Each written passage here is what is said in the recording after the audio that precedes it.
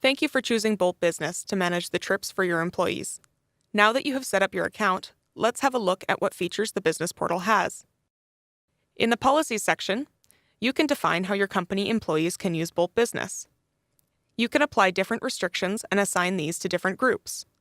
For example, your sales department can have different restrictions than your customer support department. Click on Add Policy and fill in the details. Here, you can set a spending allowance or limit the number of rides for a predefined period, such as for a day, for a week, or for a month. It is possible to combine different restrictions. For example, you can set a €100 limit per month plus set a limit of 20 rides per month. Additionally, to have better control over the spending, you can request trip expense info from the users. This means the employee needs to insert the reason for the trip every time they request a ride using the business payment method. It gives you much better control over the spending that your employees are doing. You can create new groups with different names to categorize your employees.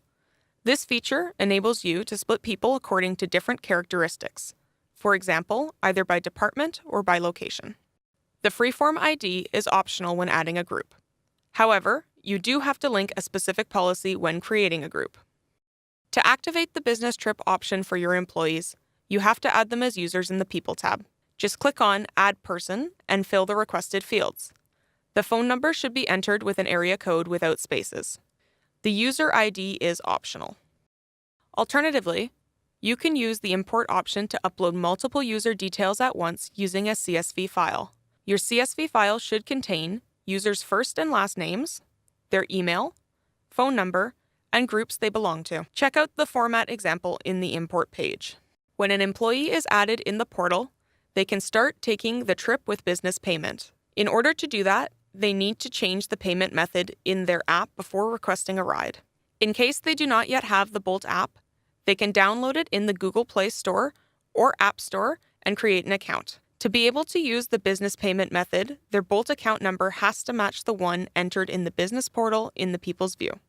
In the Billing section, you can add and change your payment method. In the Statements section, you can access all your monthly ride summaries and service fee invoices.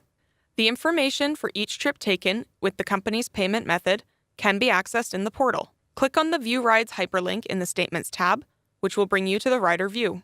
Use the filtering option to see trips by month, by specific user, or specific group.